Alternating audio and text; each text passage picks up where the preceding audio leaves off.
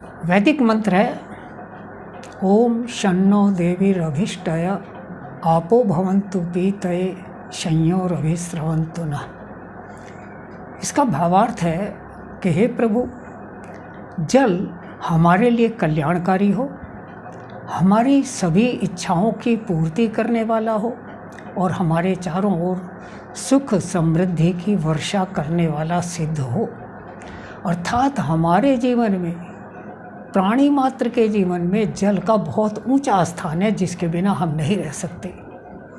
लेकिन आज हम जल को वैज्ञानिक दृष्टि से परखने का प्रयास करते हैं कि आखिर जल क्या है और इसके पीछे क्या रहस्य है जो हमको जीवन प्रदान करता है, सुख प्रदान करता है।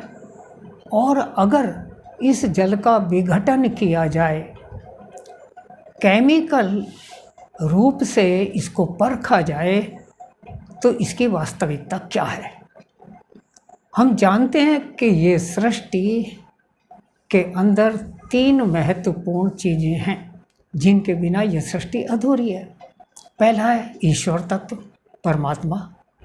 दूसरा है जीव तत्व या हमारी आत्मा। और तीसरा है प्रकृति। ईश्वर तत्व चेतन है, व्यापक है, सत्य है, सनातन है और अमिट है, न्यायकारी है, जिसको हर जाति के लोग, हर देश के लोग, हर प्रांत के लोग किसी ना किसी रूप में मानते हैं, उपासना करते हैं, पूजा करते हैं, आराधना करते हैं और उसकी प्राप्ति का प्रयास भी यथासंभव करते हैं। दूसरा तत्व जीव तत्व, जो आत्मा के रूप में हमारे अंदर विद्यमान है, वह भी ईश्वर की तरह सत्य है, सनातन है और निर्गुण है। लेकिन वह जीव तत्व निर्गुण और जड़ होते हुए भी जब प्रकृति से संयोग करता है, अर्थात 5 महाभूतों से निर्मित इस शरीर से उसका संयोग हो जाता है, तब वह चेतन रूप में दिखाई देता है। और तीसरा प्रकृति, जो जड़ है और जड़ ही रहती है। अब जल का इसमें क्या महत्व है, कैसे काम करता है, कैसे हमारा कल्याण करता है और इसको प्रमुख क्यों माना गया है, इस पर थोड़ा विचार करते हैं।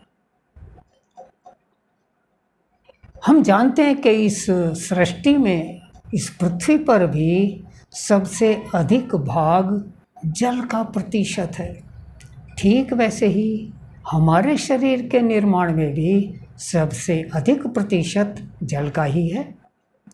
जल, वायु, अग्नि, आकाश, ये सभी 5 महाभूतों में सबसे अधिक प्रतिशत में जल ही विद्यमान है।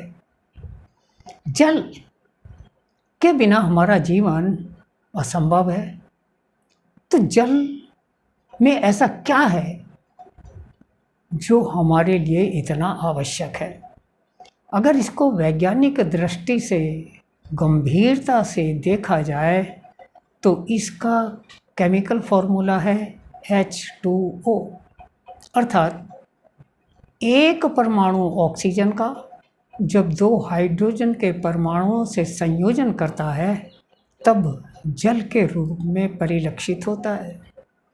और जब हम जल को विघटन करते हैं, तब ऑक्सीजन और हाइड्रोजन के रूप में वह अलग अलग हो जाता है। इसका मतलब ये हुआ कि ऑक्सीजन जो हमको बहुत ही आवश्यक है, क्योंकि ये 5 महाभूत से बना हुआ शरीर जब जीवात्मा से संयोग करता है तो उसके अंदर 2 परिवर्तन आते हैं। नंबर 1, ये शरीर सांस लेने लगता है और सांस में सबसे महत्वपूर्ण तत्व है ऑक्सीजन का। अगर उस वायु में जिसमें हम सांस लेते हैं ऑक्सीजन रहित हो तो हम जिंदा नहीं रहेंगे। इसलिए सांस लेते हैं केवल फेफड़ों को ऑक्सीजन देने के लिए। तो ऑक्सीजन एक ऐसा सतोगुणी पदार्थ है जो हमको जीवन देता है, और हमारा जीवन तभी तक चलता है जब तक हमारे शरीर से आत्मा संयोग करती है। जिस दिन आत्मा हमारे शरीर से निकल जाती है तो जीवन समाप्त हो जाता है। इसका अर्थ यह हुआ कि इस जल के अंदर व्याप्त ऑक्सीजन को हम सतोगुणी तो मानेंगे ही, लेकिन साथ में ही जीव तत्व की तरह, परमेश्वर के अंश की तरह बहुत ही आवश्यक, महत्वपूर्ण, जरूरी मानेंगे। और बाकी रह गए हाइड्रोजन के 2 परमाणु। ये द्योतक हैं प्रकृति के और पंच महाभूत से निर्मित इस शरीर के।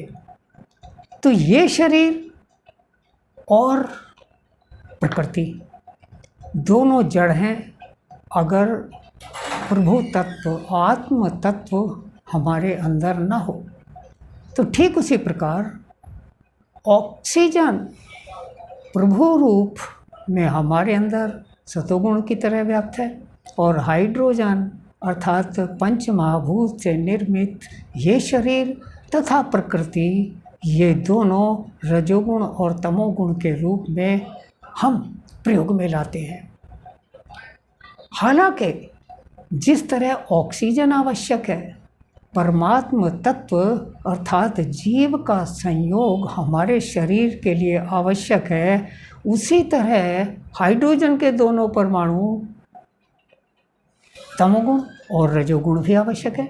क्योंकि अगर यह शरीर नहीं होगा तो आत्मा भी जड़ है, और यह शरीर होगा लेकिन प्रकृति नहीं होगी। ये पेड़ पौधे, ये पृथ्वी, ये पहाड़, ये सारा कुछ जो भी हम ताम झाम देखते हैं नहीं होगा तब भी हमारा जीवन नहीं चलेगा। इसलिए इस जीवन को चलाने के लिए सतोगुण के साथ रजोगुण और तमोगुण दोनों आवश्यक हैं।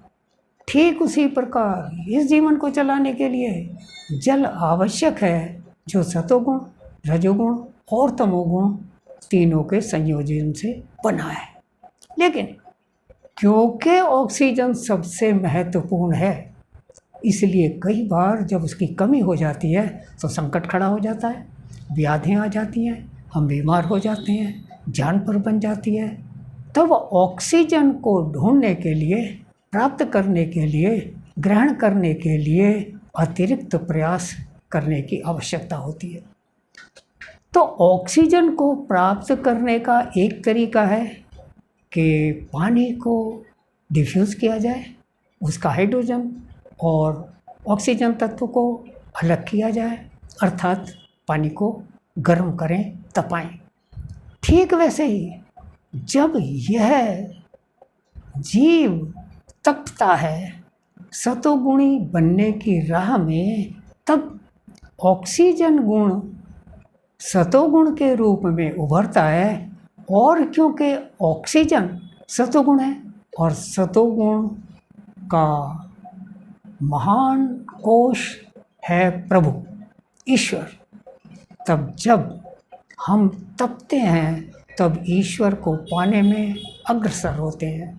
इसलिए अगर इस जीवन को बचाना है, अगर इस 84 लाख के चक्र से उबरना है, अगर पुनर्जन्म को सही करना है, अगर दुखों से दूर जाना है तो हमको तपना ही होगा, सतोगुण को उभारना ही होगा, रजोगुण से धीरे धीरे ऊपर उठना होगा।